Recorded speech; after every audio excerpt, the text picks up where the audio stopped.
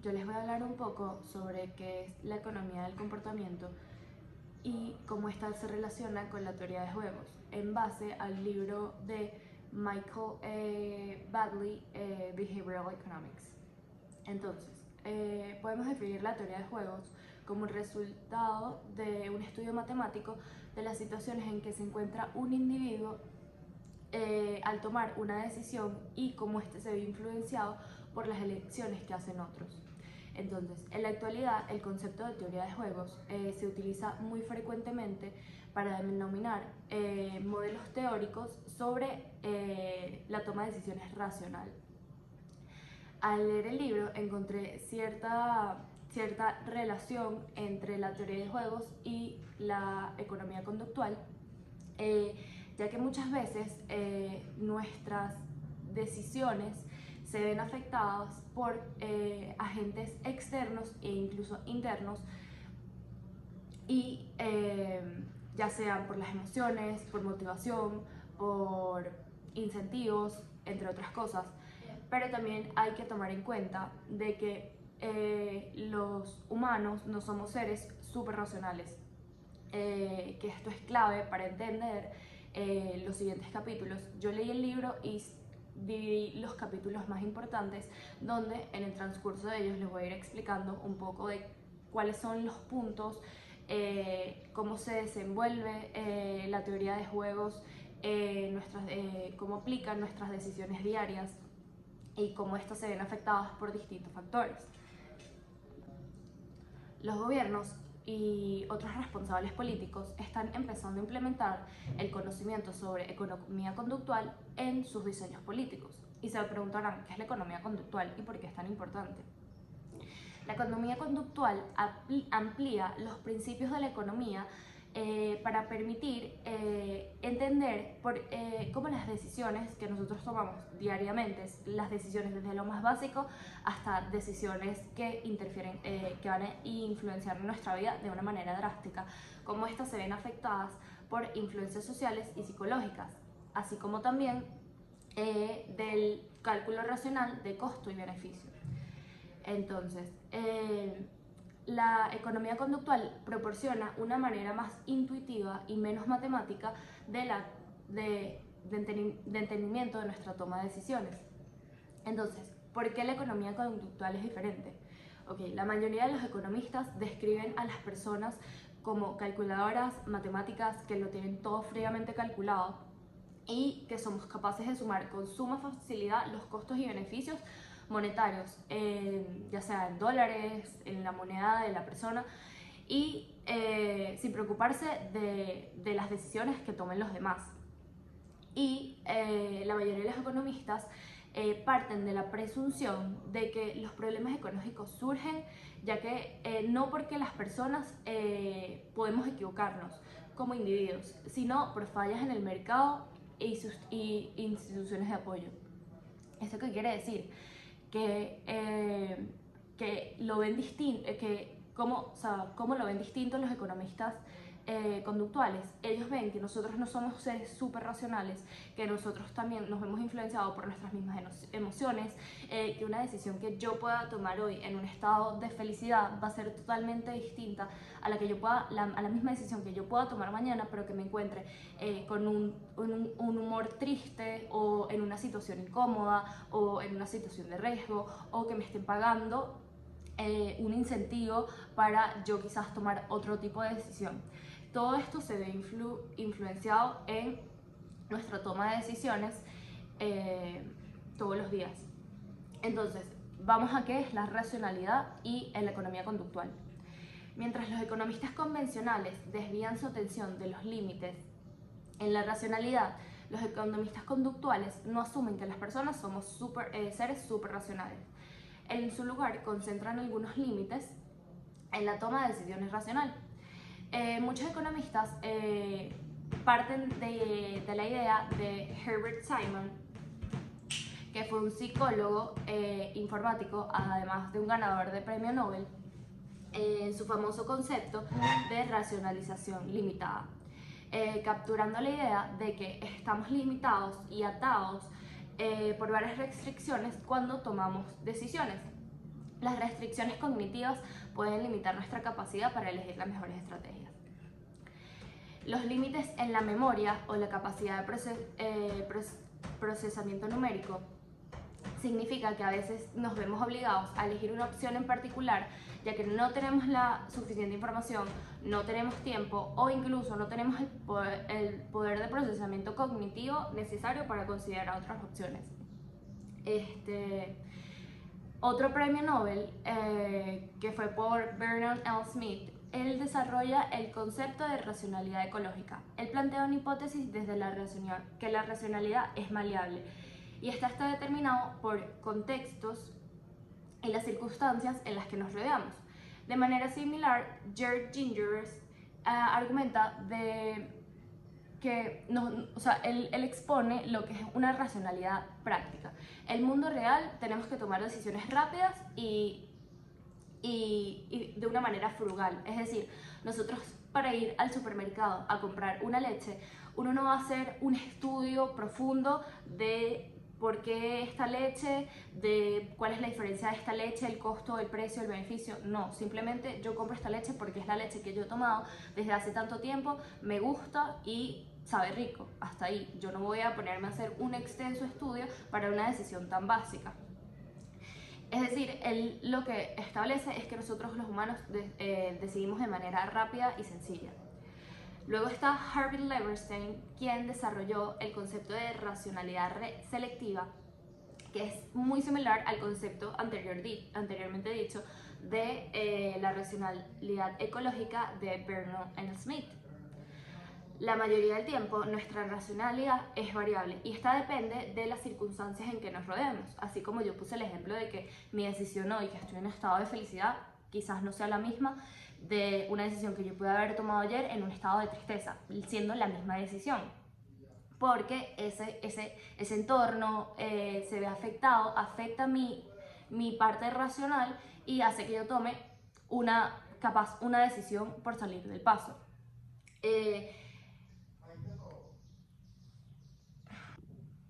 Nos encontramos con las restricciones de datos. Una limitación clave para los economistas del comportamiento radica en encontrar datos relevantes y confiables. Los economistas conductuales hacen muchas encuestas, pero los datos de las encuestas tienen sus limitaciones, porque ¿cómo identificar que un investigador hace una muestra representativa? ¿O cómo lidias con las respuestas falsas, mal informadas en una encuesta? Para ello hay datos experimentales. Los experimentos de laboratorio son probablemente las fuentes de datos más común en los economistas conductuales. El problema de muchos datos también de laboratorio es que son realizados en universidades y los estudiantes son sus participantes experimentales. Entonces, es posible que la selección de estos estudiantes en los experimentos no se correlacionen bien con la elección en el mundo real, en cuyo caso los datos experimentales carecerán de validez externa. También están los datos en línea, que son las encuestas en línea que muchas veces tú estás en Google y te aparecen como ads para que rellenes encuestas, te pagan tanto, por ejemplo, $10 y tú simplemente tienes que rellenar una encuesta. Muchas veces nosotros hacemos eso, es para ganarnos los $10 y seleccionamos al azar esas encuestas. Entonces, aquí, como el investigador se asegura de que nuestra muestra es representativa y cómo abordan estos que los participantes no, como dije, no están tocando las teclas al azar o están simplemente interesados en ganar dinero. Aquí es donde vienen los datos neurocientíficos y la neuroeconomía. Combinamos los datos experimentales, los datos neurocientíficos, estos son una influencia clave.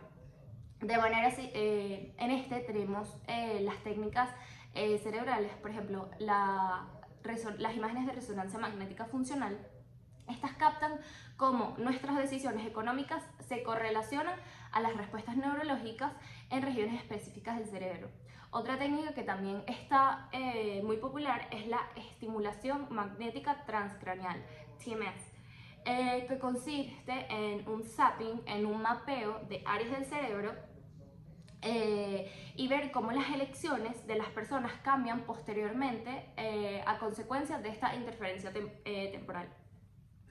También existen otras herramientas más sencillas y más económicas, porque el costo de hacer un experimento con una resonancia magnética es muy elevado.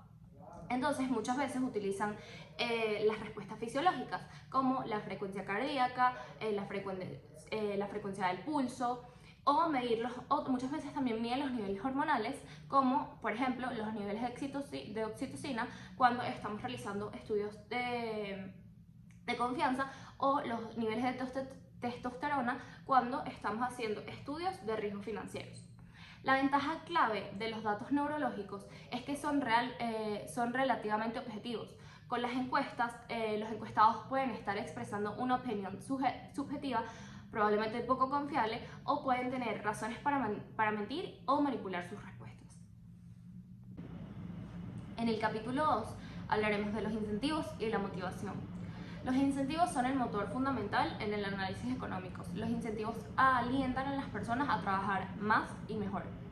Entonces, los economistas suelen asumir que el dinero es el principal incentivo y no hay duda de que el dinero puede proporcionar una medida de valor. Pero sin embargo, que yo en verdad nunca lo había analizado, y leyendo el libro yo caí en cuenta de que, el dinero quizás no es, en muchas personas, la mayoría podría decirse, el incentivo principal. No, pero no tocaré todavía ese tema. Ya verán cuál es el que es considerado como el incentivo más fuerte, dejando al dinero en un segundo lugar. Porque el dinero nos motiva en gran parte de nuestra vida ordinaria, eso está por hecho. Este determina los precios que pagamos o no pagamos, los bienes que compramos o no compramos, y los salarios que ganamos o no ganamos. Pero el dinero no lo es todo. Hay una gama compleja de factores socioeconómicos y psicológicos que también impulsan a nuestra toma de decisiones.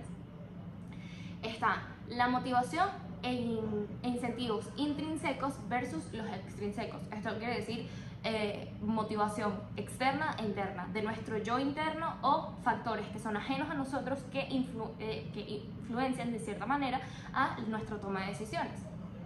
Entonces, vemos todos los días en nuestra vida laboral, en el trabajo, que estamos motivados por una serie de recompensas monetarias y no monetarias diferentes. La mayoría de las personas quieren que se les pague por su trabajo, es lógico, pero muchas personas no solo lo realizan por adquirir dinero, por obtener un salario o un sueldo. Algunas personas pueden verse recompensadas por recompensas sociales, valga la redundancia. Algunas personas están motivadas por incentivos morales, es decir, por ejemplo, aquellos que trabajan en organizaciones benéficas. Otros simplemente disfrutan lo que hacen, y aunque el trabajo no es bien pagado, ellos lo disfrutan. Por ejemplo, muchos artistas, muchos artesanos tienen espectaculares bellezas de artesanías, y muchas veces su trabajo no es considerado como mucho valor para lo que ellos valen, y obtienen una recompensa monetaria mucho más baja a la que ellos esperarían. Los economistas conductuales capturan estas influencias más amplias en nuestras decisiones y las categorizan en los dos grupos: los incentivos y motivaciones extrínsecas y intrínsecas. Los incentivos extrínsecos captan los incentivos y las recompensaciones externas a nosotros como individuos. Por ejemplo, cuando el mundo y las personas que nos rodean hacer algo de que de cierto modo nosotros seríamos reacios a hacer. Entonces, nuestras acciones deben ser impulsadas por algo externo a nosotros. Necesitamos una motivación extrínseca en forma de incentivo. Entonces, un incentivo común es el dinero. Trabajamos para que nos paguen y obtener un sueldo o salario. Un incentivo externo, uno de los más poderosos, es la amenaza física.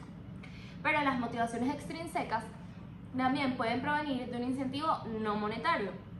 Por ejemplo, recompensas sociales como la aprobación social y el éxito social. Es el que yo les digo que es el donde las personas se ven más identificadas, en pensar de que no es el dinero su principal motivador, sino la aprobación, la aceptación social y cómo te ven las demás personas al tomar una decisión, o sea, cuál va a ser la opinión de ellas sobre ti.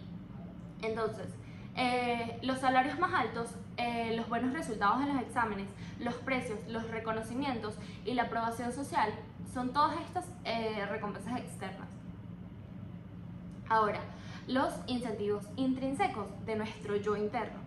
La motivación intrínseca refleja influencias y metas, actitudes internas, ya sea el orgullo profesional, el sentido del deber, la lealtad a la causa, el placer de resolver un problema y este disfrute impulsado internamente desde nuestro interior. Es decir, por ejemplo, cuando nosotros jugamos un juego de mesa, un rompecabezas, nosotros estamos tomando esta decisión de resolver este rompecabezas por el simple hecho de que nos va a generar un placer de haberlo hecho. Es algo interno. Algo que lo dije en las extrínsecas, que también se relaciona con las intrínsecas, y más adelante van a ver esta relación. Muchos artesanos y artesanas disfrutan de su trabajo y se enorgullecen de él, aunque el dinero que se les paga no es irrelevante para ellos, ya que sus familias necesitan para vivir. El dinero es solo un extra, porque ellos hacen esto como le dan un valor sentimental que, aunque el dinero no lo recompense todo, ellos sienten un valor mucho más grande por lo que hacen. Luego está lo que conocemos como desplazamiento. Las motivaciones extrínsecas e intrínsecas no son independientes entre sí. Las motivaciones extrínsecas pueden desplazar nuestras motivaciones intrínsecas. Un ejemplo es un experimento que pedía a los estudiantes universitarios que resolvieran una serie de acertijos. Los estudiantes los dividieron aleatoriamente en dos grupos. Un grupo se le pagó y el otro grupo no lo era, o sea, no se le pagaba. Sorprendentemente, a algunos de los estudiantes del segundo grupo les fue mejor, o sea, a los que no le pagaron, les fue mejor que a los que sí le pagaron. Los estudiantes no remunerados estaban disfrutando el desafío, o sea, como que ellos estaban disfrutando de resolver el acertijo sin importar de que les hayan pagado, de que no les hayan pagado. Y los estudiantes pagados tal vez estaban desmotivados por las tasas de pago relativamente bajas. Este es un punto muy importante, que muchas veces las relativamente bajas tasas de pago afectan en nuestro desempeño, en nuestra toma de decisiones, ya que nos vemos como renegados de un pago mayor por un esfuerzo que estamos haciendo. En cambio, cuando los estudiantes se les paga, se distraían de disfrutar el desafío intelectual de la tarea, la motivación intrínseca, y en cambio se enfocaban en que si le pagaban lo suficiente o no, que es la motivación extrínseca. Otros estudios también han demostrado que los pagos pequeños, como acabo de decir, pueden desmotivar, lo que lleva a un peor desempeño cuando no hay ningún tipo de pago, que cuando no hay ningún tipo de pago. El impacto fue, otro ejemplo fue en un preescolar, cuando los papás llegaban muy tarde a buscar a sus hijos y las maestras se tenían que quedar esperando a ciertas horas, ya pasadas del límite, a que los padres vinieran a recogerlos. Entonces, en este preescolar decidieron poner una multa. Entonces, el resultado fue choqueante porque no obtuvieron el resultado que ellos esperaban al haber puesto la multa, sino que con el hecho de haber puesto la multa, los padres empezaron a llegar aún mucho más tarde, no menos. Los investigadores postularon que esto podría deberse a que los padres no estaban interpretando la multa como un elemento disuasorio, más bien lo estaban interpretando como un precio. La guardería estaba brindando un servicio adicional, cuidar a los niños luego de las horas establecidas. Algunos padres estaban dispuestos a pagar por el servicio adicional sin ningún problema, y debido a estos, los otros padres percibían esto como un arreglo recíproco y mutuamente beneficioso para ambos, tanto para el colegio, porque estaba recibiendo un pago por un servicio extra, y para los padres, ya que el colegio le estaba brindando un servicio extra para ellos poder llegar más tarde a buscar a sus hijos. Después de todo esto, la guardería estaba recibiendo más dinero. No sintieron la culpa, ya que se les había permitido llegar más tarde. Una vez, este ejemplo refleja el desplazamiento de las motivaciones intrínsecas. Antes de la multa, muchos padres no podrían haber estado intrínsecamente motivados para cooperar y ser considerados para llegar a tiempo a la cola a mayor frecuencia posible. Entonces, las elecciones prosociales y la motivación de imagen. Este tipo de comportamientos muestran que nuestra reputación social es importante para nosotros, particularmente en el contexto de generosidad y la caridad, e ilustran un tipo social de motivación extrínseca, la motivación de la imagen. Algunas de nuestras elecciones reflejan el hecho de que queremos aumentar nuestra reputación y nuestra imagen. Para explorar este ámbito, Dan Ariely y sus colegas exploraron cómo las elecciones prosociales de las personas se ven afectadas cuando estas están impulsadas por una motivación de imagen y son una forma de señalar a los demás que eres una buena persona. Sin embargo, si hay beneficios adicionales disponibles como recompensa por la filantropía y si todos pueden ver que nuestras elecciones caritativas son recompensadas de cierta manera, entonces la motivación de la imagen se debilita. Cuando es el conocimiento público que hemos donado a la caridad, le estamos indicando a los demás que somos buenas personas, porque yo doné a la caridad y yo de verdad soy una persona humilde, generosa, pero cuando se ve que al yo haber ayudado a la caridad y me están pagando a cambio, entonces eso daña de cierta manera mi imagen, porque es como que no lo estoy haciendo desde el corazón, lo estoy haciendo por simplemente un pago, y ahí nuestra generosidad se diluye. Entonces, como es de esperar, Ariely y su equipo descubrieron que los grupos que hacían mayor esfuerzo medido por el número de pulsaciones en teclas, Ariely y su equipo hicieron un experimento. Ellos dividieron a un grupo en dos grupos, y estos dos grupos los dividieron en dos. Entonces estaban los que eran de la caridad de la Cruz Roja y los de una caridad para las armas, es decir, una caridad buena y una caridad mala. Al grupo de la caridad buena los dividen en dos, a un grupo le pagan y al otro no, y igualmente con esta, a un grupo le pagan y al otro no. Entonces, Ariely y su equipo descubrieron que el mayor esfuerzo medido fue por el número de pulsaciones, eran de los que actuaban para la buena organización benéfica, como era de esperarse, la Cruz Roja. Sin embargo, cabe acotar que a los que no le pagaban hacían su donación pública, y a los que, igualmente en este grupo, a los que no le pagaban hacían su donación pública. Más sorprendentemente, los que exhibieron algunas interacciones complejas de motivaciones extrínsecas en términos de incentivos monetarios versus de los de la imagen. El grupo con mejor desempeño no recibió dinero, pero sus esfuerzos se hicieron públicos. La motivación de la imagen es la explicación más probable de su desempeño superior. Trabajo duro para mejorar su reputación social, porque estos esfuerzos se harán públicos. A partir de este estudio, parece que la motivación de la imagen es el incentivo más poderoso, como les comenté al principio de los videos, que los pagos monetarios, al menos en el contexto de donaciones caritativas. Pero la motivación de imagen no se desplaza por completo de los incentivos monetarios convencionales.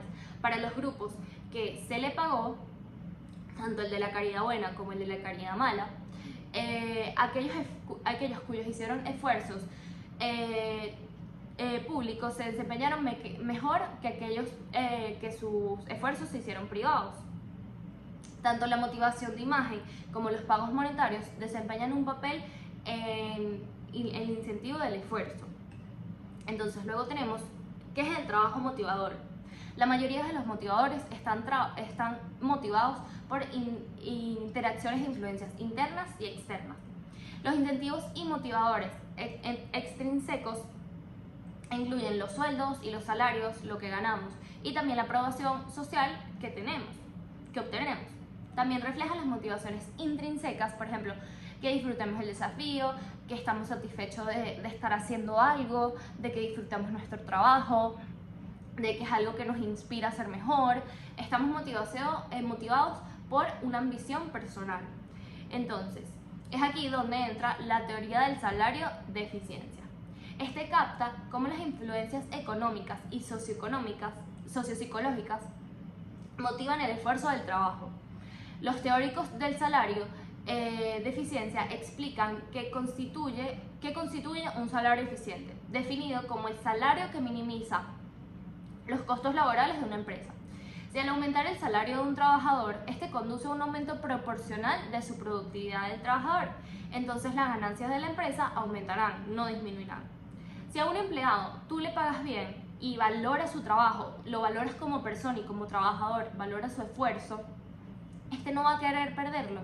Al él recibir un respeto y un cierto halago de que está haciendo un buen trabajo, él trabajará más duro. En economías muy pobres, pagar más podría ayudar a los trabajadores a pagar mejores alimentos, vivienda, atención médica y ropa. Sin embargo, los salarios más altos motivan claro que está, que motivan a los trabajadores a trabajar duro, no solo por los beneficios monetarios, sino por las recompensas e incentivos sociales y psicológicos, incluido el impacto que tiene el buen trato y confianza y lealtad por parte de nuestro jefe. Cuando tu jefe te trate mejor de lo que esperas, querrás corresponder siendo un mejor empleado. La relación empleado-empleador no se trata solo de un intercambio monetario, también se trata de incentivos y conductores sociales y psicológicos, incluida la lealtad, la confianza y la reciprocidad.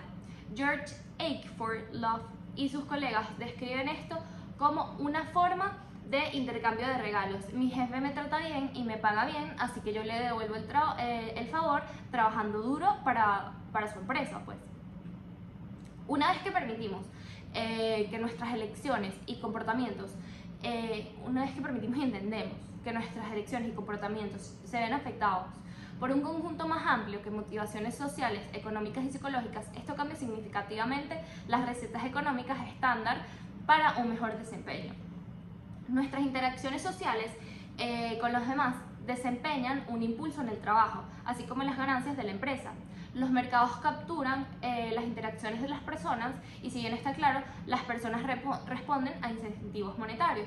También existe una variedad de otras influencias poderosas. Capítulo 3. Aquí vamos a hablar sobre las vidas sociales. Las teorías económicas comienzan asumiendo que somos ciudadanos independientes y egoístas. Esto me recuerda un poco a lo que decía Adam Smith, que los seres humanos somos seres egoístas. Sin embargo, él explicaba de que muchas veces, a pesar de ser egoístas, encontrábamos razones para ayudar a los demás y vivir en una mejor comunidad. Entonces, en este capítulo exploraremos algunas de las principales formas en que estas influencias sociales impulsan a nuestro comportamiento. Está la confianza, reciprocidad y la adversión a la inequidad. Nos preocupamos por la equidad y preferimos tener resultados justos a los injustos. Cuando las personas son confiables y nos tratan bien, nosotros probablemente corresponderemos confiando y siendo confiables en cambio. No nos gustan las situaciones en que parecen que le está yendo mucho mejor a otro o mucho peor que nosotros. No nos gustan los resultados desiguales. Los economistas conductuales llaman esta preferencia adversión a la desigualdad. Y hay dos tipos de adversión a la desigualdad. Por ejemplo, un ejemplo de esto es: un banquero puede angustiarse al ver si una persona que sufre de pobreza preferiría que los niveles de vida de esta persona fueran más equitativos. Si es así, esta persona, el banquero, tiene una ventajosa adversión a la desigualdad. El banquero viene de una posición ventajosa, pero tal vez no quiere ver sufriendo a esta persona que tiene un nivel mucho menor y le gustaría ver un resultado más justo para esta persona sin hogar. La persona sin hogar tampoco quiere sufrir la inequidad. Preferiría tener suficiente dinero para pagar un lugar seguro y cómodo para vivir. Esta persona está en una situación injusta y experimenta una preferencia conocida como aversión desventajosa a la desigualdad. Desde su posición de desventaja, no quiere estar relativamente peor que los demás a su alrededor. Las personas se ven muy afectadas, mucho más afectadas por la aversión desventajosa a la inequidad. Aquí vamos a aplicar la teoría de juegos que sin darnos cuenta, todos los escenarios que nosotros planteamos en teoría de juegos, nosotros estamos de cierta manera aplicándolo en cada toma de decisión de nuestra vida. Nosotros tenemos de manera de inercia un cuadro de juegos en nuestra cabeza. Tenemos esta opción aquí y vamos a elegir cuál es la más conveniente en respuesta quizás de lo que otra persona esté haciendo o otra situación me vaya a beneficiar más o menos. El juego del ultimátum es uno de los juegos experimentados más utilizados en la economía conductual y es adaptado a probar las respuestas a diferentes sumas de dinero y explorar las diferencias en una gama amplia de países y de culturas. Algunos economistas conductuales explican la aversión a la desigualdad como un tipo de emoción, una emoción social. Entonces, nuestras situaciones sociales pueden llevarnos a sentir emociones particulares como la envidia, los celos, el resentimiento, y probablemente haya un elemento emocional cuando las personas son tratadas injustamente, y esto ocurre en el juego del ultimátum.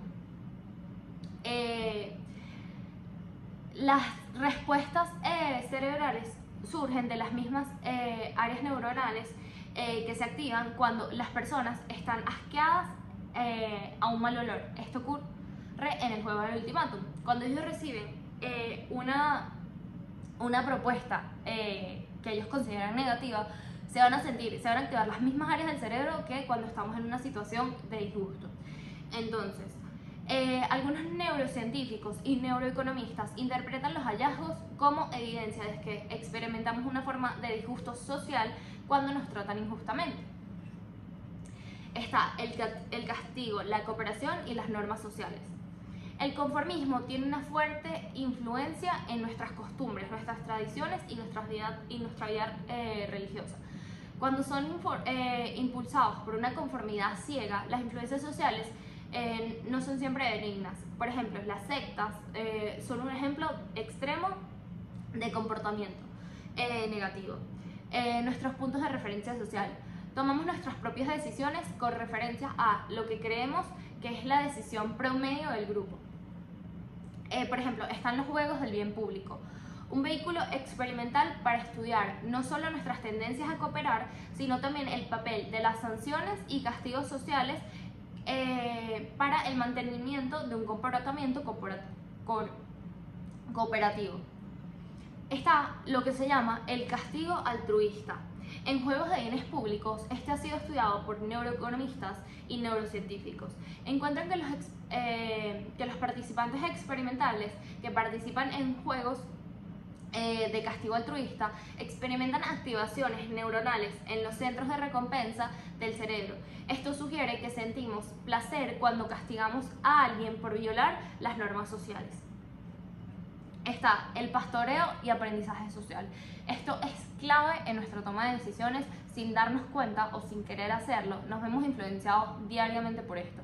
O sea, la mayoría, por no decir todas, claramente, de nuestras decisiones están influenciadas de cierta manera por la sociedad, por un conjunto de personas, por lo que vemos haciendo los demás y quizás nosotros queremos también hacer o quizás lograr.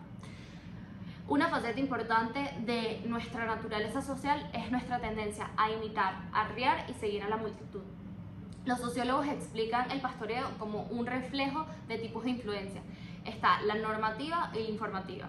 La influencia normativa son las normas sociales que impulsan a nuestras decisiones. Muchos de nosotros a menudo queremos encajar y hacer lo que los demás hacen, pues reflejan nuestros instintos evolucionados. El hecho de que se observen respuestas similares en nuestros procesos primates puede indicar que el comportamiento del pastoreo es algo automático y programado, y tal vez refleje que nuestras emociones primitivas está incluida la impulsividad. Es posible que los procesos neuronales sean similares, estén generados a nuestro comportamiento del pastoreo, también en contextos económicos y financieros. La influencia informativa se trata de aprender de los demás. Cuando estas acciones son fácilmente observadas, pueden ser guía útil cuando es difícil encontrar información a una alternativa. Es posible que otras personas sepan algo que nosotros ignoramos, por lo que tenemos ese instinto primate de copiarlos. Por ejemplo, cuando necesito algo de efectivo con urgencia y voy a un cajero y veo que hay una larga cola en un cajero automático y ninguna cola del siguiente cajero, entonces yo me ahorro el tiempo de ir al otro cajero a ver el que no tiene cola, a ver si está funcionando o no, y asumo que las personas no lo están usando por alguna razón, está roto o el banco está cobrando una tarifa excesiva. Por lo general, este es muy común. Otro ejemplo es cuando están dos restaurantes, uno al lado del otro, y el otro está full a explotar y el otro está completamente vacío. Prefiero ir y hacer una cola súper larga en el restaurante que está abarrotado. Incluso si tengo que hacer cola, no me interesa, porque la manada puede saber algo, o sea, toda esa cantidad de personas pueden saber algo que yo no sé, capaz sobre el vino, sobre que la comida es espectacular, y que la comida en el primer restaurante que está súper full es más confiable que la del segundo restaurante. Entonces, aquí preguntamos, ¿el pastoreo es bueno o es malo? Este depende si los juicios y las decisiones grupales son correctas o incorrectas. Yo puedo decidir seguir a la manada e ir al restaurante popular, ignorar que quizás un amigo me dijo que el restaurante que estaba vacío de verdad tiene la mejor comida, es una comida súper distinta, pero que como es nuevo, mucha gente no lo conoce, etc. Si yo decido ignorar esta información que me dio mi amigo, esa información se pierde de cualquiera que observe mi comportamiento. Inferirán en mi selección del restaurante vacío, no tiene nada bueno que recomendar y no puedo saber que tengo información privada sobre este restaurante vacío, que de hecho podría ser muy bueno por recomendación de mi amigo. Aquí observamos que el rebaño aporta seguridad y la toma de decisiones colectivas puede, bajo ciertos supuestos, conducir a mejores decisiones. Otra razón para ir en manada es porque lo que los demás opinen sobre nosotros nos importa. Y nuestra reputación para nosotros es muy valiosa y tratamos de protegerla cuidadosamente. Y esto está relacionado con los factores de motivación de imagen que discutimos en el capítulo 2. Parafraseando al economista John Maynard Keynes, a la reputación le va mejor si estamos convencionalmente equivocados que si convencionalmente tenemos la razón. Por ejemplo, un ejemplo de esto que lo leí en el libro y en verdad yo dije, wow, o sea, algo de que hacen los animales, cómo nos parecemos tanto a ellos. Los pingüinos de Adelia en la Antártida existen fuertes tendencias de pastoreo. Ellos están en medio de una cadena alimenticia. Ellos comen krill y son devorados por focas leopardo. Cuando encuentran comida, se enfrentan a un dilema. Si se sumergen al mar, pueden encontrar un krill para disfrutar o pueden ser atacados y devorados por una foca. Su mejor estrategia es emplear algo del aprendizaje social y observar a sus compañeros pingüinos. Si el resto de la colonia puede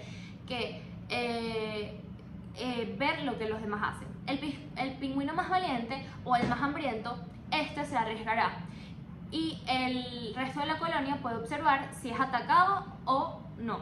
Entonces, si no ven que es atacado, el resto de los pingüinos lo seguirán y entonces los demás lo seguirán. Existen paralelos humanos modernos. Utilizamos los comentarios, las reseñas de los consumidores para guiar nuestras compras, lo que se ha vuelto mucho más fácil con el crecimiento del internet y las compras en línea. Respondemos a información de celebridades que nos incitan a comprar productos en particular. Toda esta información que miramos cuando los demás, cuando elegimos lo que compran, refleja nuestra susceptibilidad a la información social. Por ejemplo, cuando vamos a un restaurante o vamos a ver una película, normalmente buscamos las reseñas. Reseñas de otras personas con otros gustos que quizás no sean los mismos a los de nosotros, pero simplemente como ellos le dieron un mal review o un buen review a un restaurante, nos guiamos por eso y dejamos de ya sea ver una película o de ir a comer a cierto lugar simplemente porque una persona lo catalogó como malo. Entonces, el pastoreo tiene el poder de desestabilizar los mercados y los sistemas financieros. También tiene el poder de alterar nuestros patrones de compra y los hábitos de votación. El pastoreo tiene implicaciones más amplias de la toma de decisiones. Entonces existen poderosos incentivos para que las empresas y el gobierno invadan la privacidad de las personas y extraigan información personal, lo que lleva a la explotación por parte de empresas modernas de alta tecnología. Por ejemplo, es como dicen cuando Instagram te escucha, que tú mencionas un producto y luego te aparecen 1000 ads de eso. Es porque ellos buscan cierta data de lo que tú buscas, de lo que tú quieres, de lo que estás, o sea, de lo que necesitas, y ellos te lo muestran en ads, creando en ti una necesidad mayor a la que ya podías tener de una simple compra. La economía del comportamiento reúne la psicología social, la sociología, la neurociencia y la biología evolutiva para explicar el cómo y el por qué las influencias sociales ejercen una influencia tan poderosa sobre nuestro comportamiento económico y financiero. Una herramienta rápida para la toma de decisiones que los economistas llaman la heurística. Esto nos permite economizar el tiempo y el esfuerzo cognitivo a la hora de tomar decisiones, ya que no las tomamos desde cero. Porque esto lleva un esfuerzo cognitivo mucho mayor. Por ejemplo, imagínate que necesitas comprar un refrigerador nuevo y sabes que tu vecino acaba de pasar mucho tiempo investigando la mejor marca de refrigeradores para comprar. Entonces, ¿por qué yo voy a repetir el esfuerzo de hacer un research demasiado extenso en refrigeradores en vez de acudir a mi vecino y preguntarle de lo que él investigó cuál es el mejor? Entonces, su heurística es preguntarle al vecino, mi heurística, y lo que va a hacer es ahorrarme tiempo y energía. Pero el problema con la heurística es que si bien son rápidas y convenientes, es decir, es una salida fácil y a menudo funcionan suficientemente bien, estas están asociadas con sesgos conductuales sistemáticos. Cuando seguimos o nos dejamos influenciar por nuestros vecinos y amigos, es posible que estemos aprovechando información valiosa o que simplemente estemos cometiendo sus mismos errores. Capítulo 4. Pensamiento rápido. La economía conductual, con una visión más suave de la racionalidad, en realidad tomamos nosotros demasiadas decisiones cotidianas rápidamente, sin pensar demasiado. Esto no es estúpido ni irracional, todo lo contrario. Sería más estúpido e irracional pasar horas recopilando información y calculando cuidadosamente una estrategia para algunas decisiones cotidianas que tienen un impacto fugaz en nuestras vidas. Es como el ejemplo que yo ponía de ir a comprar leche. Yo no voy a hacer un research demasiado extenso en algo que yo conozco y sé que me gusta tal marca y simplemente elijo fácil y rápido. A veces queremos y necesitamos decidir rápido, pero esto tampoco significa que pensar rápido sea algo bueno. Cuando decidimos demasiado rápido podemos llegar a cometer errores. Las decisiones rápidas utilizando heurísticas. Decidir rápido es difícil cuando estamos abrumadas por mucha información, cuando nos enfrentamos a una sobrecarga de la misma. En el mundo real, tener una amplia gama de opciones disponibles no parece mejorar los resultados. Cuando tú te sientes abrumado de información, llega un momento en que tu cerebro se colapsa y eliges la primera opción que te venga a la mente, o la más fácil, o la que te resuelve el problema de una manera sencilla. Los expertos en opciones, Sheena Linger y Mark Leeper, exploraron el cómo y por qué las opciones pueden desmotivar a los compradores y estudiantes. Ellos hicieron una serie de experimentos y pidieron a compradores de una tienda de comestibles que examinaran puestos que vendían mermeladas.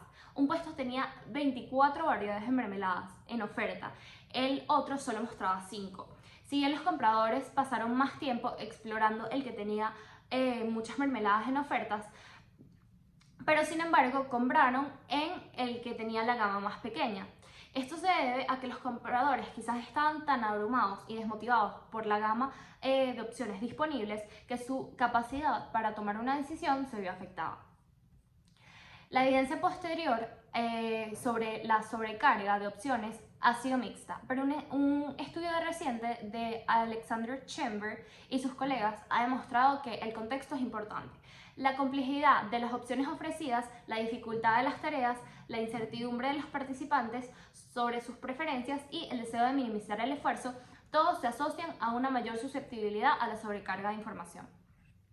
Los psicólogos Daniel Kahneman y Amos Tversky fueron los pioneros en el análisis de la heurística y su trabajo se popularizó en el libro de Kahneman del 2011, Thinking Fast and Slow.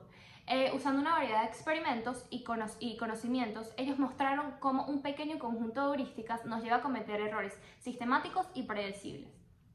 Kahneman y Tversky exploraron 3 tipos principales de heurísticas y los sesgos del comportamiento asociados a ellos: la disponibilidad, la representatividad y el anclaje o ajuste. El uso de la información disponible. Cuando estamos tomando una decisión, específicamente si tenemos prisa, no llegamos a reflexionar detenidamente toda la información que poseemos. Cuando confiamos en esa información fácilmente recuperable, en lugar de buscar una completa, cuidando toda la información relevante. Kahneman y Tversky llaman esto heurística de disponibilidad. La heurística de disponibilidad puede explicar nuestros comportamientos habituales. A menos que hayamos tenido una mala experiencia memorable, tendemos que apegarnos a los que sabemos. Porque lo que sabemos, lo sabemos. Es decir, el ejemplo de la leche. Si yo sé que a mí la leche, por ejemplo, mi vaca me cae mal, yo no voy a ir a comprar leche a mi vaca. Yo me apego a la leche que yo compro habitualmente. Luego, usando representaciones. Heurística de representatividad. A menudo decidimos, por analogía, hacemos comparaciones, a veces falsas, a otros eventos superficialmente similares. Los economistas y psicólogos del comportamiento han utilizado una amplia gama de experimentos para mostrar cómo saltamos demasiado rápido a la conclusión de los escenarios son similares. También ajustamos nuestras percepciones de los demás con nuestros estereotipos preexistentes. Tversky y Kahneman capturaron un fenómeno similar en sus experimentos al explorar el problema Linda. Esto le pidieron a un grupo de participantes experimentales que leyeran información sobre una mujer llamada Linda. A los participantes se les dijo que Linda tiene 30 años, es inteligente, soltera y franca, le preocupa la justicia social y la discriminación y ha sido una manifestante antinuclear. Luego se le pregunta a los participantes experimentales: ¿qué es más probable? ¿Que Linda es cajera de banco o que Linda es cajera de banco y participa activamente en el movimiento feminista? Este error se llama falacia de conjunción. Se trata de la probabilidad a lo que los teóricos llaman eventos conjuntos. La idea es que nosotros no tomamos todas nuestras decisiones únicamente sobre las reglas básicas de matemática y estadística. En cambio, formamos relatos narrativos en nuestra mente. Las historias tienen un poderoso tirón en nuestra imaginación. Empleando la heurística de representatividad, comparamos nuestros juicios con nuestro conocimiento en escenarios y estereotipos previos. El sesgo de confirmación ocurre cuando anclamos nuestro juicio rígidamente a nuestras creencias previas. Podemos creer que somos personas creativas y carismáticas. Sin embargo, puede pasar regularmente que cuando vemos a una persona pidiendo dinero en la calle, nuestras asociaciones entran en conflicto sobre la creencia de nosotros mismos, por lo que realizamos nuestras acciones. Podríamos decir que la persona sin hogar debería vender The Big Issue. Le compraríamos una revista si estuviera vendiendo una, más bien no pidiendo dinero. Luego está lo que llamamos el anclaje y ajuste. Este es el tercer tipo de sesgo y ocurre cuando anclamos nuestras decisiones al tono de vista a un punto de vista de referencia y ajustamos nuestras elecciones a la relación de este punto de referencia. Una vez más, Tversky y Kahneman utilizan una serie de pruebas experimentales para ilustrar la idea.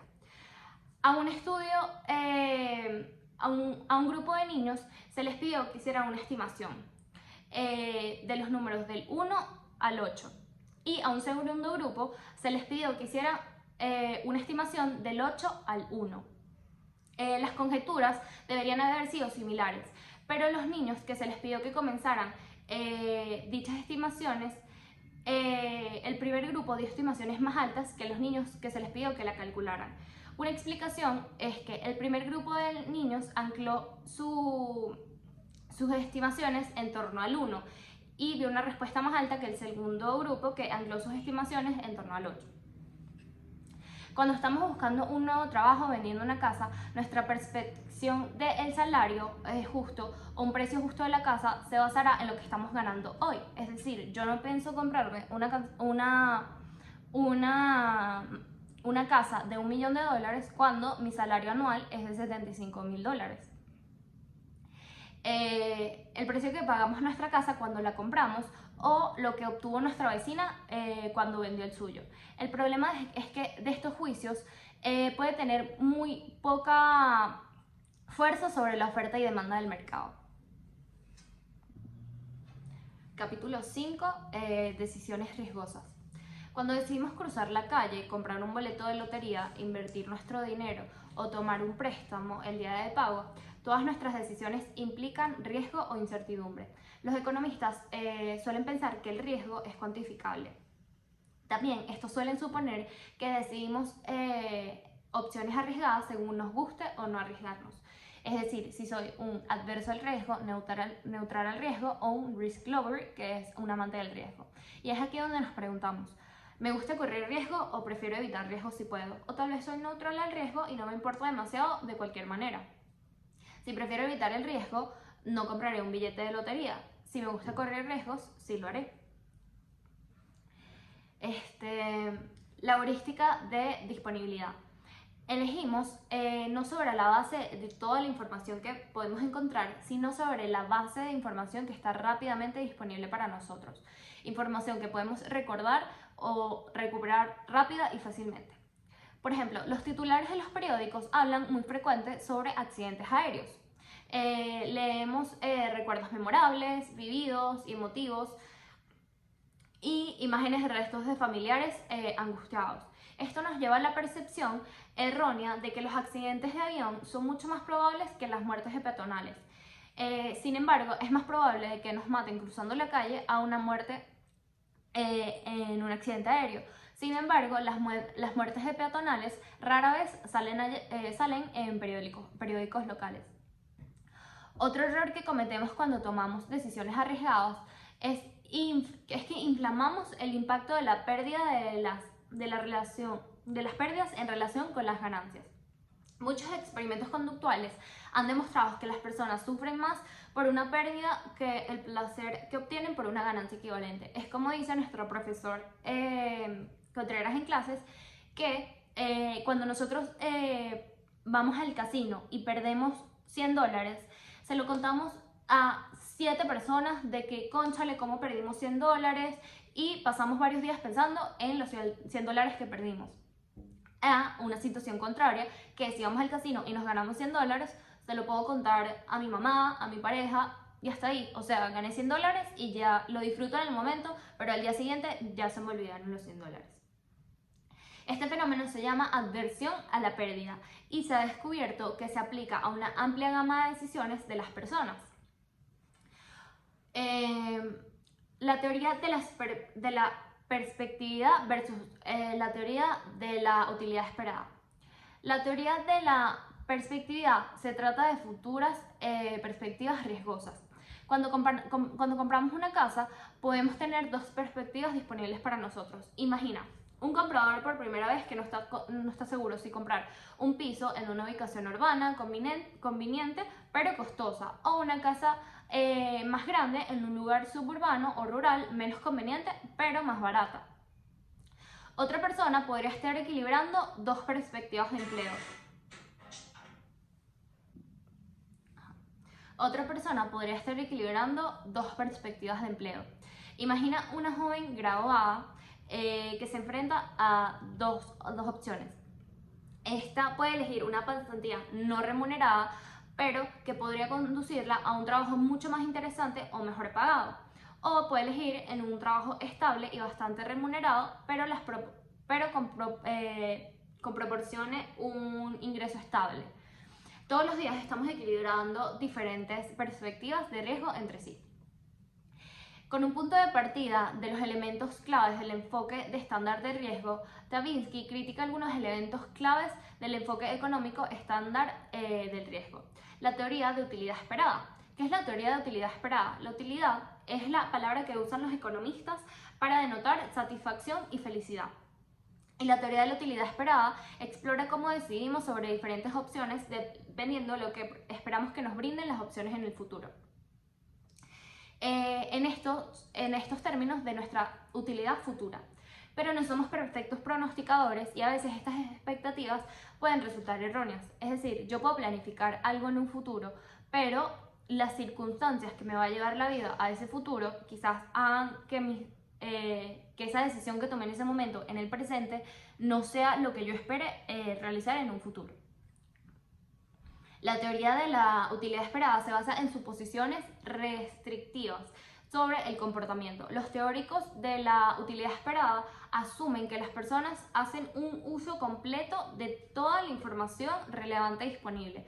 También suponen que utilizamos herramientas matemáticas relativamente complejas para garantizar que estamos maximizando nuestra utilidad. Luego vienen las paradojas de comportamiento. Según Kahneman y Tversky, el problema de la utilidad esperada es que no puede explicar fácilmente algunas paradojas conductuales comunes, incluidas entre otras la paradoja de Allais y la paradoja de Ellsberg. Maurice Allais fue un economista francés del siglo XIX. Él mostró cómo las elecciones de las personas sitúan un riesgo a menudo y son inconsistentes, y una famosa paradoja del comportamiento, que es la paradoja de Allais, lleva su nombre en su honor, muestra que las personas no tienen una respuesta estable y constante en diferentes resultados de riesgo. Esto específicamente si alguien da la opción de un resultado determinado junto con una serie de opciones riesgosas. Preferiría este resultado inconcluso.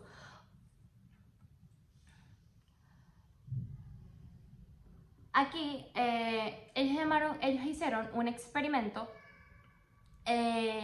Querían ver si las personas estaban preparadas para asumir un pequeño riesgo adicional a fin de aumentar en un juego un pago de $1 adicional.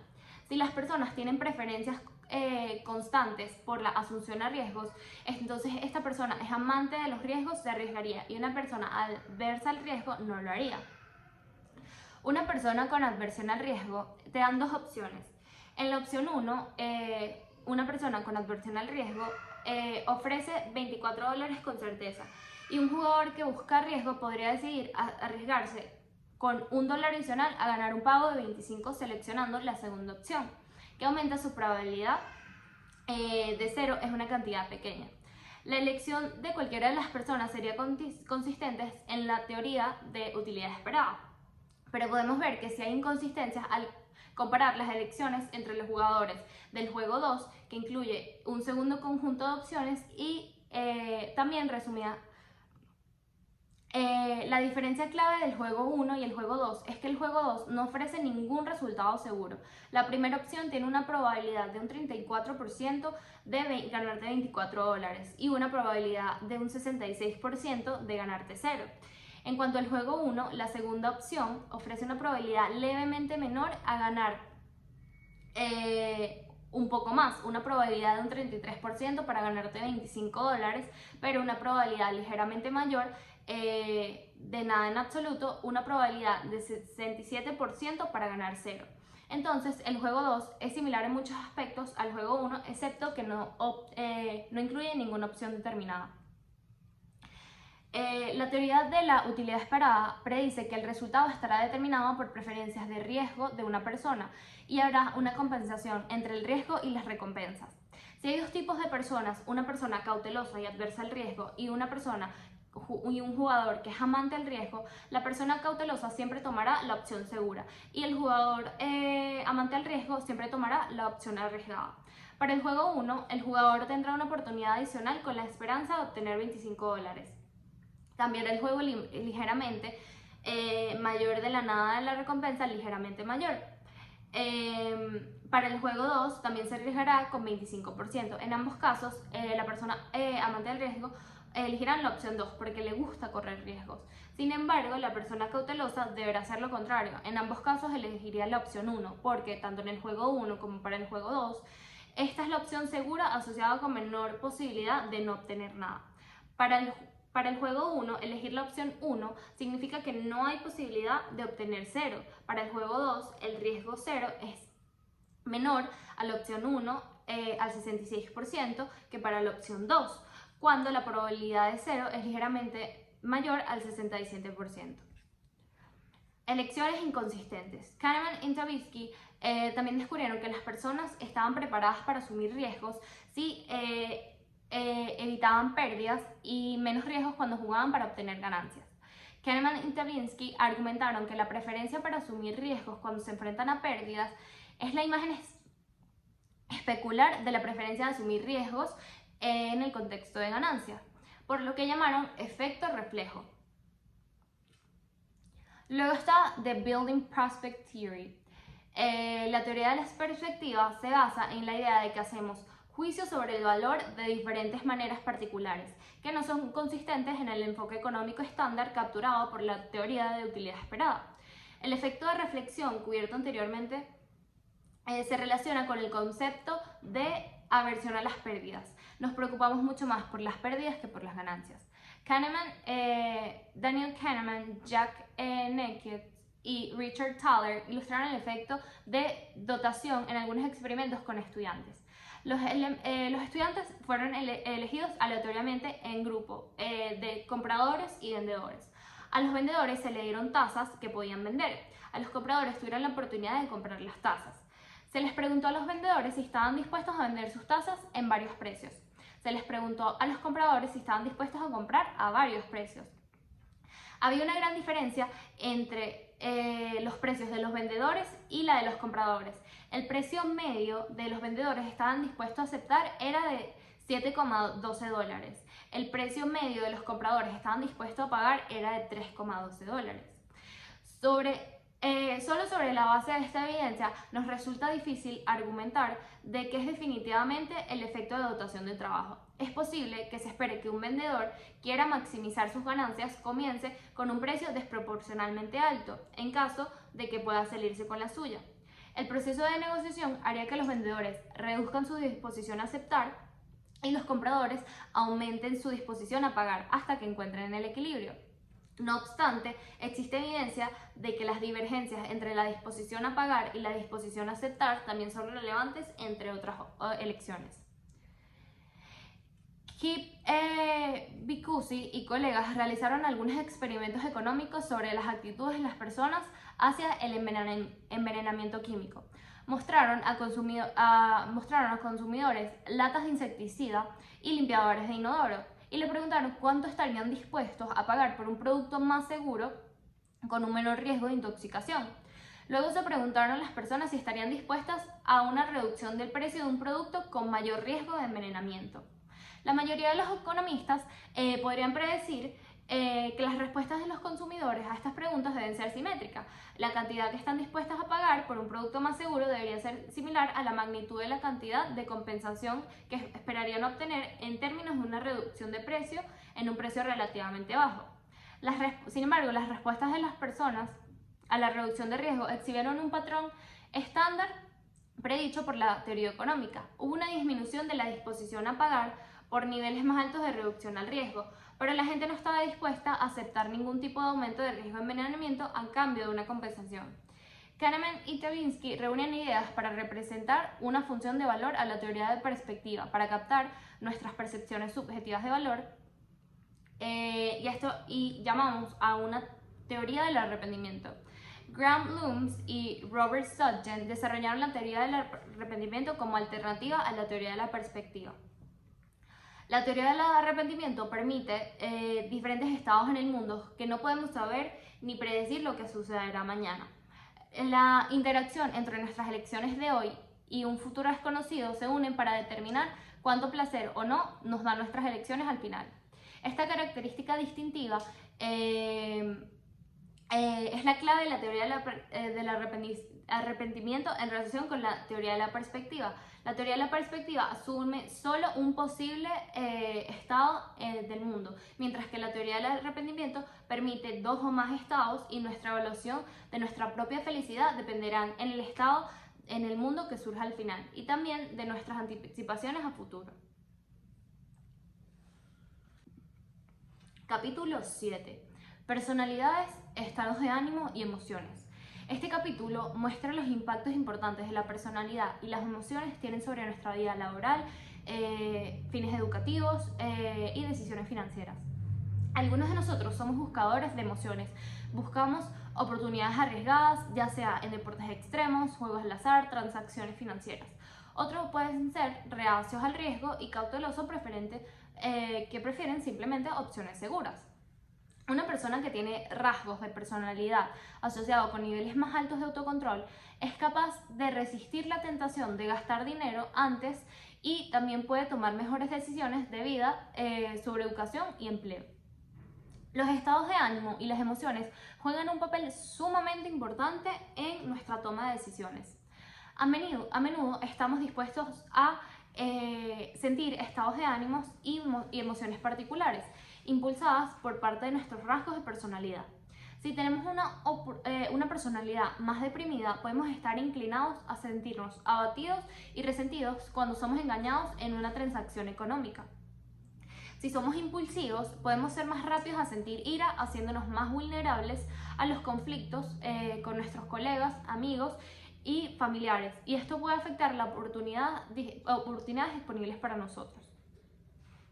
¿Cómo se mide la personalidad en la economía conductual? Las pruebas Ocean son las pruebas más utilizadas en la economía del comportamiento. Ocean fue creado por Paul Costa y Robert McCrea y se basó en el modelo de 5 grandes que capturan rasgos de 5 dimensiones: apertura a la experiencia, escrupulosidad, extraversión, amabilidad y neuroticismo. Los economistas del comportamiento a menudo usan estas pruebas de funcionamiento cognitivo. En cuanto a la personalidad, existe un funcionamiento cognitivo y ampliamente conocido que es la prueba de coeficiente intelectual, IQ, de Eysenck, pero esta prueba no necesariamente es particularmente precisa. Los economistas del comportamiento también, que tienen prisa pueden usar la prueba de reflexibilidad cognitiva, CRT, de Frederick, que incluye preguntas como la que nuestro profesor Contreras hizo un día en clases y yo fui la que la respondí y la respondí erróneamente, que es la de el bate y una pelota. Cuestan $1.10 en total. El bate cuesta $1 más que la pelota. ¿Cuánto cuesta la pelota? El CRT está diseñado para capturar el funcionamiento cognitivo, pero también se correlaciona bien con las preferencias de riesgo y tiempo de las personas. Algunas personas, incluidas las personas muy inteligentes, que yo me considero inteligente, la verdad, saltan una respuesta porque son impacientes y por lo tanto no se les da el tiempo de pensar detenidamente la respuesta correcta. Una persona neurótica es más probable que se sienta ansiosa a desempeñarse peor en las pruebas cognitivas, nuevamente no debido por una capacidad disminuida, sino por el contexto de que la prueba los inquieta. También lo que se les paga o no a los participantes experimentales también afectará sus medidas de personalidad. Por ejemplo, cuando a un grupo de niños se le ofrece golosina, su rendimiento en las pruebas de coeficiente intelectual mejora. Y es que las golosinas no hacen más inteligentes a los niños, sino que tienen una motivación a esforzarse más. Los adultos también se ven afectados por la motivación. La personalidad y la cognición. Nuestras personalidades tienen un impacto muy grande en nuestras decisiones y elecciones económicas y financieras. A menudo tomar decisiones requiere reflexión y nuestros rasgos de personalidad determinan nuestras habilidades cognitivas y a través de nuestra cognición impulsan nuestras elecciones. Están las emociones, el estado de ánimo y factores viscerales. Las emociones son importantes para desempatar cuando estamos indecisos. Las emociones a menudo nos ayudan de manera eficiente a poder operar rápidamente, pero en otras situaciones no son tan útiles. Por ejemplo, a menudo sentimos miedo cuando nos enfrentamos a situaciones de riesgo e incertidumbre, y esto puede paralizarnos cuando necesitamos actuar.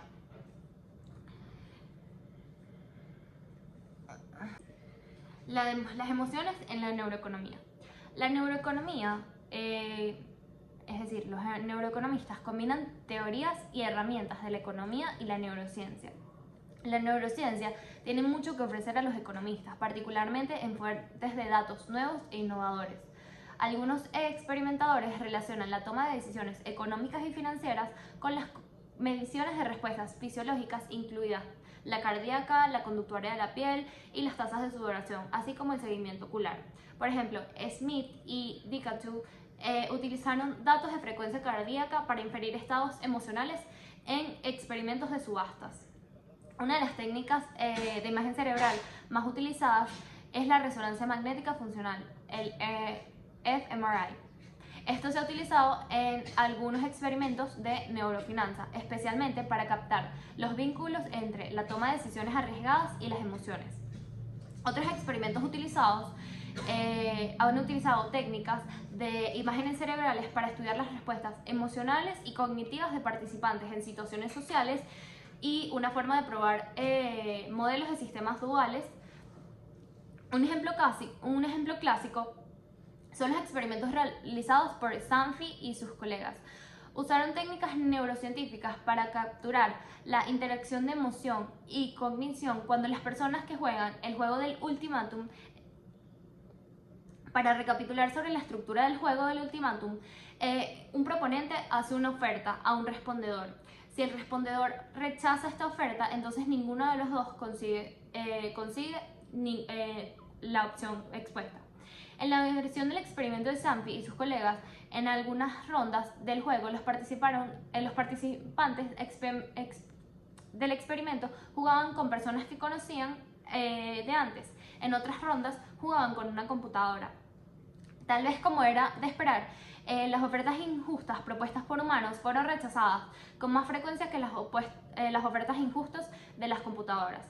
Los participantes informaron algunas respuestas emocionalmente relativamente extremas. Informaron sentirse enojados cuando le hicieron una oferta injusta y estaban preparados para sacrificar la ganancia financiera para castigar a su compañero de juego.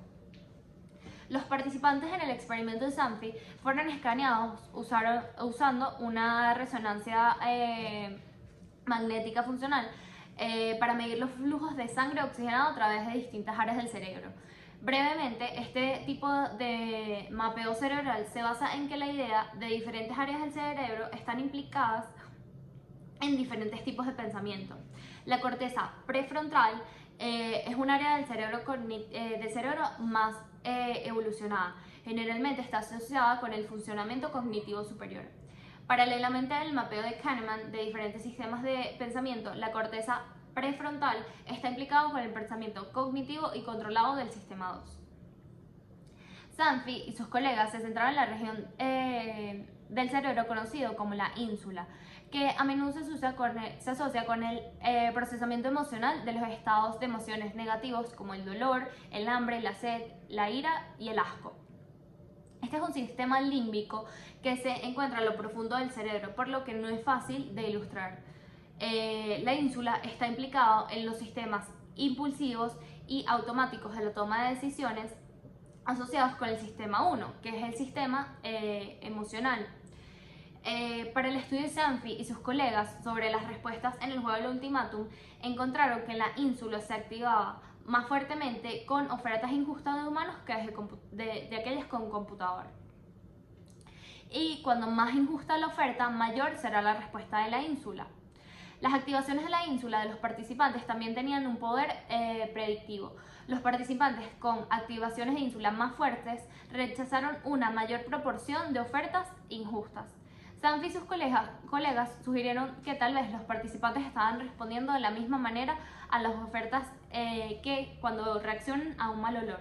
El trato injusto estaba generando un tipo de disgusto moral, además de enojo. La corteza prefrontal de los participantes se activó más fuertemente con ofertas injustas que luego fueron aceptadas, tal vez porque las ofertas injustas son más difíciles de aceptar y se necesitaba una fuerza cognitiva superior, un impulso emocional de rechazarlas. Otro hallazgo interesante del estudio de Sanfi fue que parecía haber un árbitro en este conflicto, un área conocida como la corteza cingulada anterior, comúnmente asociada con la resolución de conflictos. La corteza cingulada también tal vez se activó porque desempeñaba un papel en la resolución del conflicto entre las respuestas cognitivas y las emocionales. Nuestro sistema cognitivo quiere dinero, el sistema emocional quiere castigar al oponente por ser una mala persona y darnos una oferta muy baja. La corteza cingulada trata de resolver este conflicto intraneural. Es por eso que podemos concluir que hay una alta relación de la neurociencia de la economía conductual y la teoría de juegos, ya que la neurociencia evalúa cómo somos como personas, cómo somos, estudia cómo interactuamos, cómo nuestras emociones y agentes externos influyen en nuestra vida, y al final la teoría de juego es un sistema matemático a ver en un mundo supuestamente racional cómo nos vemos, cómo nos desenvolvemos en distintos juegos, en distintas situaciones. Es por eso que muchas veces no encontramos equilibrio de Nash, porque los seres humanos al final de cuentas no somos siempre racionales. Nuestras emociones, nuestro sistema 1 afecta en nuestras decisiones cotidianas y en nuestras decisiones más importantes de nuestra vida.